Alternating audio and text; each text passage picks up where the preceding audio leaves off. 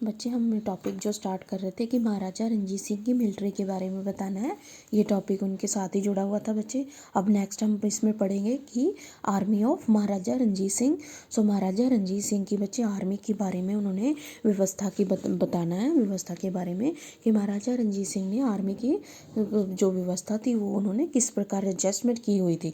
सो उसमें बताया कि महाराजा रणजीत सिंह ने अपनी फ़ौज जो थी वो उन्होंने आपको पहले भी बताया कि उन्होंने जो अपनी फ़ौज जो थी वो सारी क्या थी, पश्चिमी कंडीशन के अकॉर्डिंग ही बांट दी थी, यानी पश्चिम का एक संगठन किया हुआ था उन्होंने।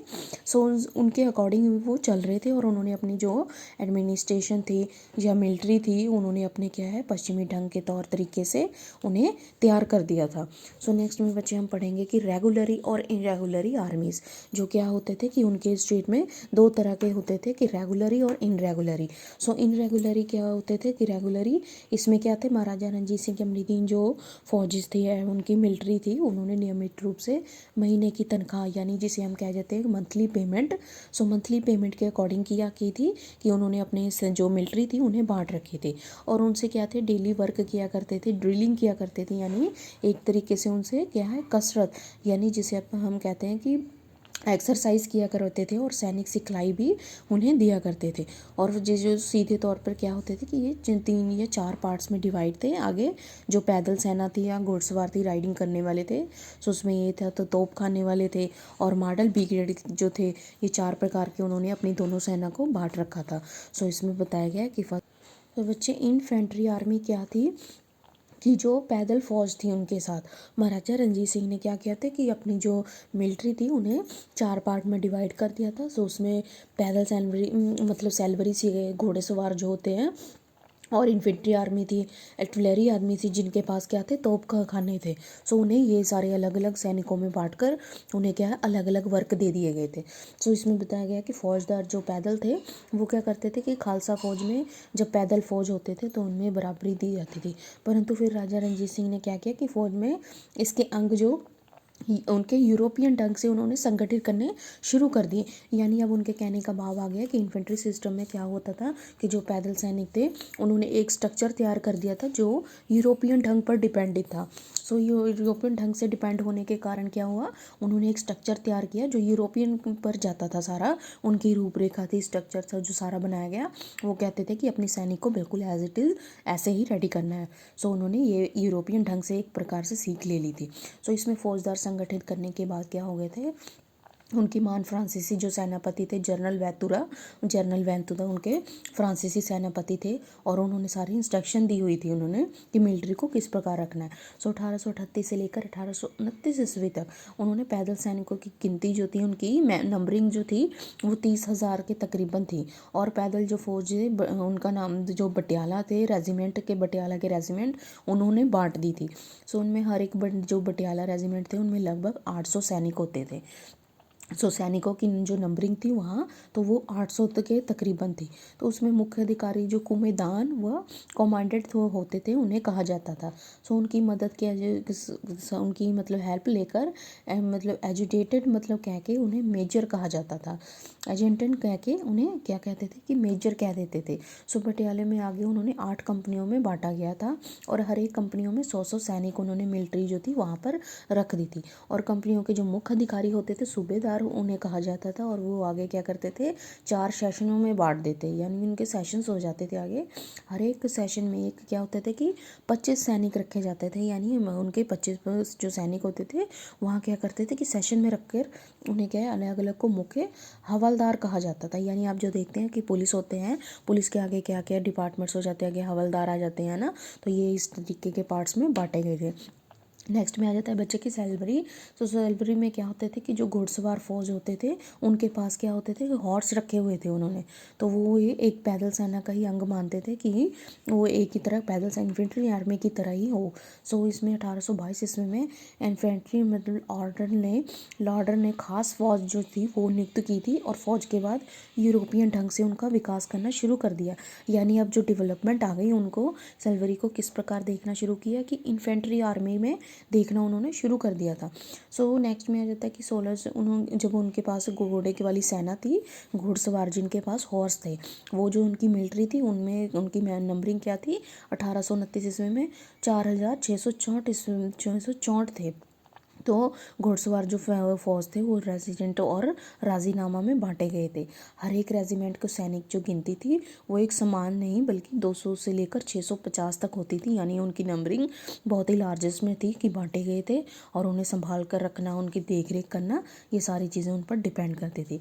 नेक्स्ट में आ जाता है कि बच्चे तोप आर्टिलरी जिसे कहा जाता है कि तोप में आ जाता है कि तोप भी उनका एक पार्ट था। सो राजा रणजीत सिंह ने युद्ध में क्या हुआ था कि तोप खाने का महत्व उन्हें अच्छे से समझ आने लग गया था कि ये तोप खाने क्या चीज़ थे, उन्हें किस प्रकार यूज़ करना है। सो उन्होंने उन्हें भी अपनी मिलिट्री में ऐड करना शुरू कर दिया। सो उनके जो तोप थे बच्चे, तो तोप में क्या थे, अलग अलग उन्होंने नाम रख दिए, 3-4 ये नाम बताए गए हैं। सो 3-4 तोप के नाम बता दिए कि ए फिल थे, ASP थे, ए गावा थे, ये सारे उनके क्या थे, तोप अलग अलग प्रकार के थे, उन्हें किस प्रकार चलाया जाता था। तो नेक्स्ट आ जाता है कि तोप श्रुति एंड जम्बूर खाना। सो नेक्स्ट ये नाम रख दिया कि तोप है श्रुति एंड जम्बूर खाना। तो उसमें बताया गया है कि जो होते थे उनमें हल्कियाँ तोप होते थे, उन्हें उठाकर खींचा जाता था। उन्होंने मतलब अलग अलग टेक्निक्स बताए कि तोप को किस किस प्रकार चलाया जाता था, जिनके उन्होंने अलग अलग नाम रखे थे। सो नेक्स्ट बच्चे आ जाता है फुजले खास एंड मॉडल बिग डेज में बताया है कि उसमें खास जो क्या थे, महाराजा रणजीत सिंह ने जनरल वैतूरा वो थे ना, पहले हमने बताया कि जनरल वैतूरा का नाम इन्फेंट्री आर्मी में भी आया। सो इसमें है कि जनरल वैतूरा ने क्या किया था कि विशेष सैनिक दस्तावेज गठन किए थे और उन्होंने इस फौज में खास मॉडल ब्रिगेड कहा जाता था। यानी अब 2 नाम रख दिए गए थे, फौज खास या उन्हें मॉडल ब्रिगेड कहा जाता था। यह नाम से ये कंफर्म हो गया बच्चे कि उनका अलग अलग नाम दिया गया था। सो इसमें सैनिक की शामिल किए गए थे श्रेष्ठ जो मतलब उनकी क्वांटिटी मतलब हाई लेवल पर हो, ऐसी मिलिट्री उन्होंने ऐड की हुई थी इसमें। सो ब्रिगेडा के पास क्या थी, वो पैदल सैनिक थी जिसमें 4 बटियाला और 3,175 सैनिक थे। और घुड़सवार जो फौज थे वो 3 रेजिमेंटों में बांटा गया। उसमें जो थे 1,360 सैनिक जो थे, और उसमें इलाही बख्श जो थे वो तोप खाने वाले थे, उसमें 24 से लेकर 24 और जो 855 सैनिक थे वो रखे गए थे। तो नेक्स्ट बच्चे पॉइंट आ जाता है कि फौज बेखौफ या अनियमित फौज बेकवायद या अनियमित फौज होती थी। सो इसमें बच्चे क्या होता था कि फौज में राजा रणजीत सिंह ने क्या होता है कि अनियमित फौज रखी हुई थी, यानी उनकी कोई नंबरिंग नहीं थी, कोई गिनती नहीं थी। सो इसमें ये रखे गए थे। सो नेक्स्ट बच्चे आ जाता है कि फौज जागीरदार सैनिक कौन होते थे। जागीरदारी कंटेंटमेंट में आ जाते थे कि महाराजा रणजीत सिंह जिसकी सहना जो जागीरदारी सैनिक होते थे वो आ जाते थे। तो जागीर में दिए गए जिनके पास क्या होती थी कि जागीर दी गई होती थी, तो वो क्या आ जाते थे, उनके पास वो अपने जागीर के मालिक खुद बन जाते थे। तो समझौता कर लेते थे, उसके अनुसार ही उनकी गिनती व सैनिक बढ़ा दी जाती थी। तो इसको ज़रूरत पड़ने पर महाराजा रणजीत सिंह उनसे हेल्प ले सकते थे। और 1831 ईस्वी में 1831 ईस्वी में जागीरदारी जो सैनिक थी उनकी कुल गिनती जो थी वो 27 लाख के मोस्टली करीब थी। सो कंटिन्यू इनकी ये थी। नेक्स्ट बच्चे लास्ट पॉइंट में आ जाता है कि अकालीज। सो अकालीज में क्या हुआ था कि अकालीज जो थे वो घोड़चढ़िए होते थे और जागीरदारी फौज थे।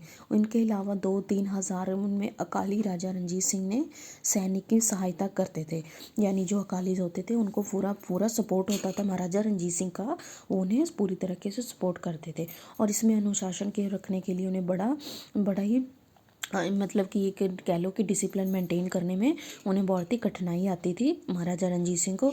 बिकॉज क्यों, फौज बहुत ही यहाँ पर उनकी नंबरिंग बहुत ही ज़्यादा थी, लार्ज नंबरिंग में वो फौज थे, इसीलिए उन्हें क्या कि डिसिप्लिन मेंटेन करने में उन्हें क्या है प्रॉब्लम्स आती थी। सो इसमें क्या थे, अकालिक सेशन जो फुल्ले सिंह थे, साधु सिंह थे, बेमल सिंह थे, ये सारे उनके पास क्या है कि अलग अलग कंटेनमेंट में जोन में उन्हें कि बांटे गए थे, अलग अलग उनके जोन्स रखे गए थे कि इसमें ये सैनिक आएंगे, इनमें ये सैनिक आएंगे। सो नेक्स्ट बच्चे लास्ट में आ जाता है कि आपने करना है कि उनकी क्रिटिनिज्म करने हैं कि लास्ट में सैनिक प्रबंध की आलोचनात्मक पड़चोल जो निकली, मतलब उनकी क्रिटिनिज्म कैसे करना है। अब उनके जो बताने हैं कि मिलिट्री एडमिनिस्ट्रेशन का क्रिटिनिज्म कैसे करेंगे। तो बच्चे आपने उसमें क्या करना है कि उसमें पॉइंट लिखने हैं कि जो उनके मतलब मिलिट्री के एडवांटेज होए या डिसएडवांटेज होए, उनमें उनके क्या मतलब सफलता भी निकली और क्या उनमें नुकसान भी थे या दोष भी थे, वो हमें देखने को मिले। लास्ट में बच्चे आपने 4-5 पॉइंट इसके मिलिट्री के मेरिट्स और डिमेरिट्स जरूर लिख देने हैं। सो बच्चे यहीं पर आपका ये टॉपिक ख़त्म होता है। नेक्स्ट चैप्टर में हम न्यू टॉपिक शुरू करेंगे। Thank you.